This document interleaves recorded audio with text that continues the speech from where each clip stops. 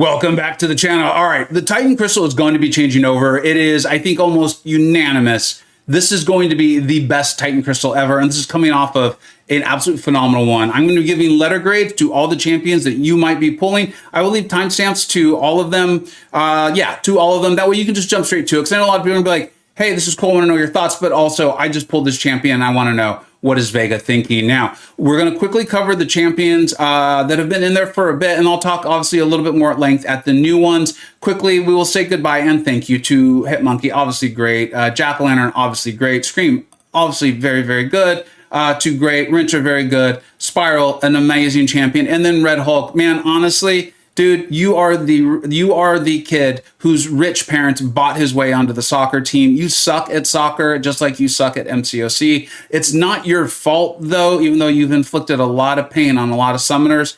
It's your parents. It's those powerful people who use their influence and their money to get you onto the team and into this crystal. They're the real villains in that one, and we will find you and get you. All right, now let's go ahead and talk about the champions. I'm going to go over this. I'm using obviously Khonshu's Ankh, and I'm using also Captain Murdoch's amazing graphics here for the champions that will be exiting and entering the crystal. So we're going to start off here with Yelena Belova, not in the skill class here. Yelena Belova.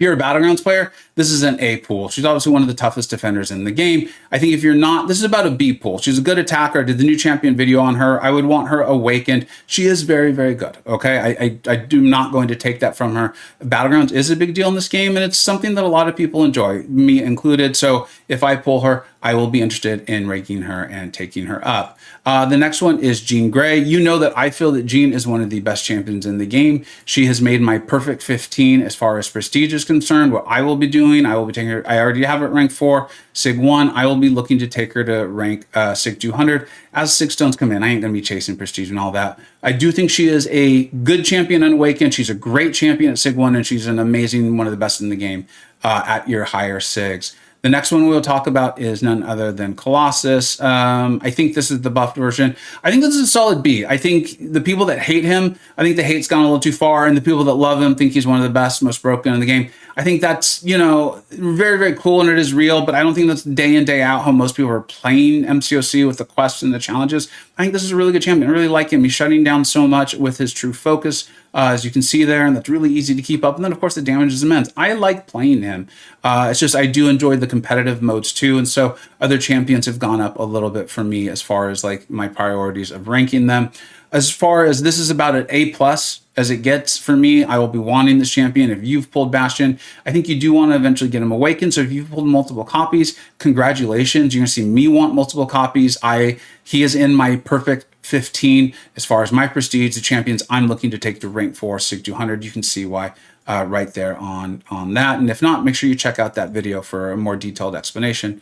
The next one's going to be Galan. The longer Galan's in the game, as I took him to rank 3, the longer Galan's available is a 7-star, I should phrase. The more I like him, I'm putting this really in that B+, A- range. I'm not going to put him fully at that A+ like you've got Jean and Bastion, but he is phenomenal. Remember, he is nullify immune. The higher you have him ranked, the more damage he's doing. So I just don't want a bunch of copies of him. So that's why I'm going to put him more like that B+, A-. Let's go with a B+, because I think getting him awakened is really, really good. Does he absolutely need it? No, of course not. He doesn't. B McG has proven and shown that multiple times. But I don't want a ton of him either. So if you've pulled like 3 or 4 copies, I'm sorry. It's one of those ones where it's like sometimes having a little too much dessert is actually a bad thing. Now we'll move on to Spider-Woman, who is going to be in the crystal for a while. She's not exiting till March, it looks like, if I got this correct. So that's a long time. She's in my perfect prestige, my perfect 15, my top 15. I've got her at rank 4. I've got her at high Sig. I want a lot of copies of her. Okay, I don't want any more. I want to get her 200, and then that's it. If I can put that request in now, kabam, I would really, really appreciate it. A+, just absolute A+. Now moving on to the champions that will be leaving the crystal in December. We'll start off with Okoye. Where is she? The bald-headed demon. Where are you? Why are you always hiding, Okoye? Because she wants to come out and attack me, probably. Sig 1. Sig 1, she, despite being one of the best champions in the game, in my opinion, the best skill champion currently in the game, I would only want her at Sig 1. So multiple copies, you're not going to see me incredibly excited about. She's not in my perfect prestige top 15. So this is like A+ champion, A plus pull the first time and the second time. Each pull after that, I'm going to put more like B and moving on down. So hopefully if you've checked this out and you came for the Okoye, this was your first pull or your second one, which would be great. Next, moving on is Gentle, who continues to only rise in value as far as my thinking on him. Spreadsheet Wizard, Illuminati member, Adamantium just did a phenomenal video. I will actually link that. If you've pulled Gentle and you're like disappointed by that, watch Adamantium's video. I still don't love Gentle in a class that's become increasingly stronger and stronger, but I also am not going to deny that Adamantium is making phenomenal points on having a high sig, rank 4 Gentle. I'm not going to spoil any more of that video because I do want you to watch it. There's a reason he's a wizard. There's a reason he's on the Illuminati. And so if you've pulled Gentle and you've pulled him multiple times, I'm not going to tell you that it's an A+, but in my estimation, that's a solid B+, which in RNG crystal pools is really, really, really good. Okay. Moving on to the next mutant in there. Remember, this is the group that's not leaving till December, is none other than Dazzler. You know I'm a massive fan of Dazzler. Originally, I really wanted her at Sig 200, but I had to take her out of my perfect 15, prestige 15, because I'm just, and that's a skill issue on my part. I'm very okay with that. I am not able to utilize her pursuit passive well enough for the fights where I really want it, like a bullseye, when battlegrounds and the nodes start getting a bit more complex. I can't do it. If you are a better player or you're able to get better with her than I currently am, I think this is an A+, because I think that's her power level. Her power level is like an A. But multiple pulls and her getting at high sig is A+ if you are able to use this pursuit. Notice it's only 10 seconds long, but there's a lot of ways to get her dazzling dashes going as you get more skilled with her. So a skilled player, I think, could make multiple pulls of her into an A+ very, very easily. The next champion is actually a tech champion. Moving on to Arun Zola.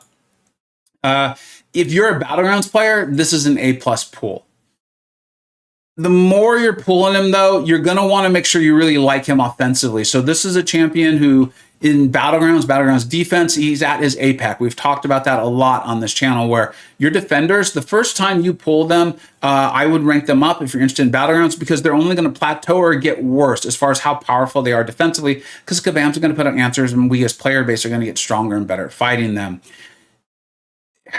His awakening, it does help him offensively. You can see the unblockable, and then you can see that it's bullet point 3. You're just going to have to really want to play him offensively. He is good. MCoC Grass has shown that a ton of times. He is very, very good. Just in a very stacked class, it is so good. I think they're the best class in MCoC right now. I don't find myself ever being like, I'm going to use my Zola. And so I haven't really even invested that much time to him. Personally, I think he's an A+ initial pull. Battlegrounds, if you were interested in that. If you're not, I'd move him down to like a B. Okay, he's very good though, and so if you enjoy him, he could obviously escalate.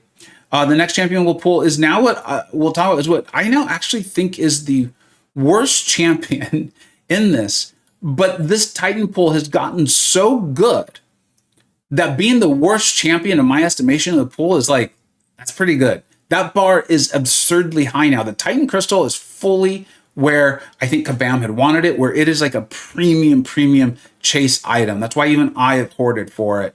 B-McG, again, has shown me ridiculous stuff with Spider-Man, to the point where if I pull, and I've pulled him a lot actually, I'm going to consider him. I'm going to re-look into him, because he is actually semi-well suited to some of the things that the difficult Cosmic Defenders are asking us to do. He's a relatively tough champion to control, but if you get the signature ability going, you can see the increase the potency of boast and energy damage. Like, these are good things that you want from your signature ability, not like, well, shoot, I've pulled them 3 times. It was great the first time and the second time, but now I'm like disappointed. So I'm going to put this at like a B, a solid B. He's not one of the new shiny mystics, okay? I get that. But if you like him, he is very good. He is solidly in my tier list, general and battlegrounds. And you know, we don't rank the bad champions. If you're on the list, you are good. And I think this is a champion that is worth a revisit. And if I pull him more, I'm going to revisit him. It's going to happen. Moving on, and the next one is, and this is similar. I think this is similar to what I just said about Spider-Man Supreme. Is none other than Joaquin Torres. Where are you, man? Where are you? Where's your beautiful bird face? Come on. Don't hide. I'm going to put this as a C, and technically is the worst pull in this, okay? However, I do think he's really good as well. I think he's very good. I think designing a counter for Enchantress that isn't also then OP everywhere is hello, Spider-Woman, okay? So it's got to be very difficult to titrate that, to like thread that needle. And that being said, I see Cat Murdoch doing awesome stuff, taking out like Deathless Thanos with her Falcon Joaquin Torres.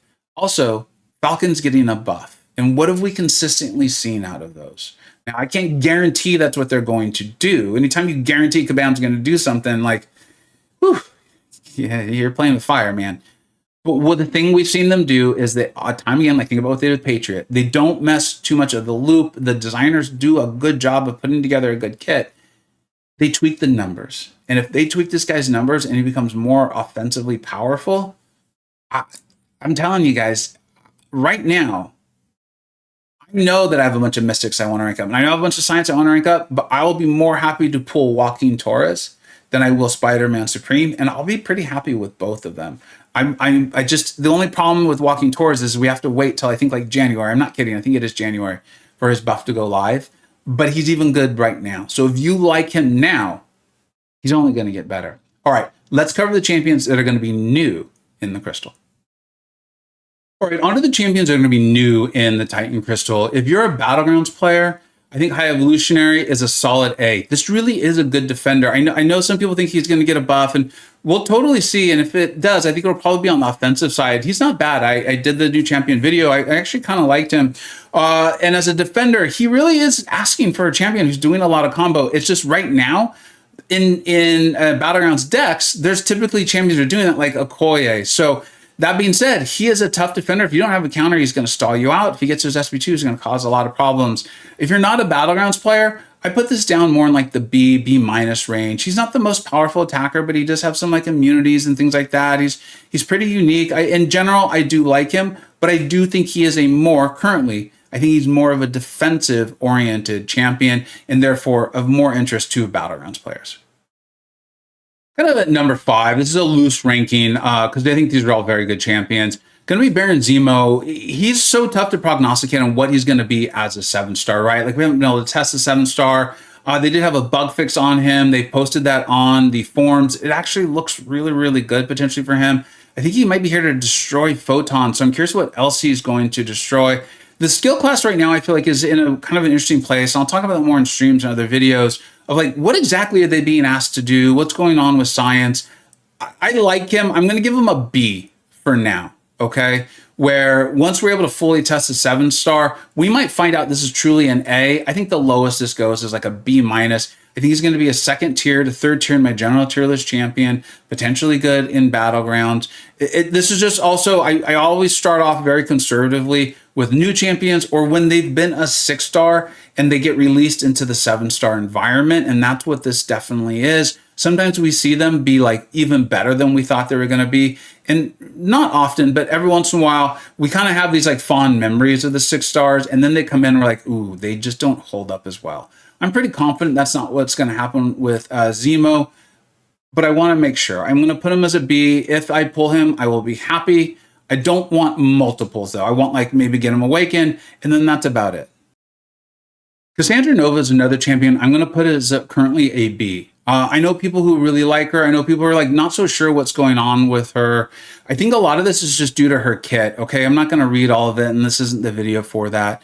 But her kit is one where like it's not immediately obvious all the various places you're going to be able to use her, all the different like nodes or combinations or things like that. She's like a very nuanced champion, and knowing this designer, the champion designer for her, this is kind of like what they do. They're very good at it. This is champions like Gladiator, Lumitrix, champions that they don't always land initially wonderfully, but over time, often your really smart, high-skilled players start showing things, the things that they can do, right? Like there's a reason why so many people love Gladiator, like Pablito, that sort of thing. There's a reason why Lumitrix, a really smart player like Germ, come out and they're like, hey, look at all these great things they can do.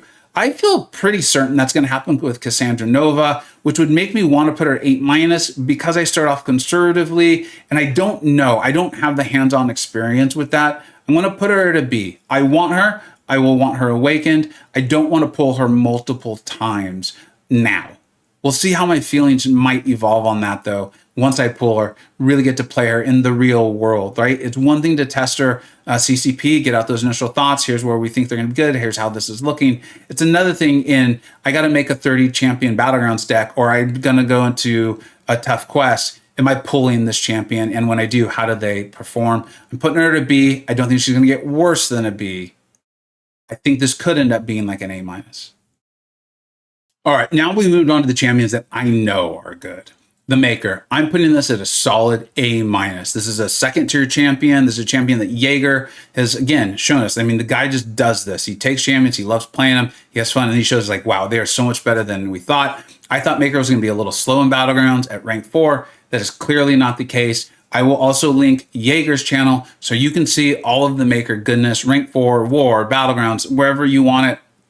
I don't recall loving playing the Maker when I did the new champion video. So when you see me do my big opening, me personally, he's going to be more like a B. I just didn't love him. I love this tech class. There's a little bit about like Maker's play style I just did not enjoy. That being said, I'm about telling you guys the truth and transparency here. I've seen what Jaeger has done with the Maker. I have to say, I think this is an A- sort of pull. This is a champion who's solidly in that second tier. And if you're familiar with my tier list, you know, second tier is fantastic. He's well suited for a lot of your current big bad mutant champions. And again, Jaeger has shown us can very much go outside the class wheel. And yes, even in Battlegrounds.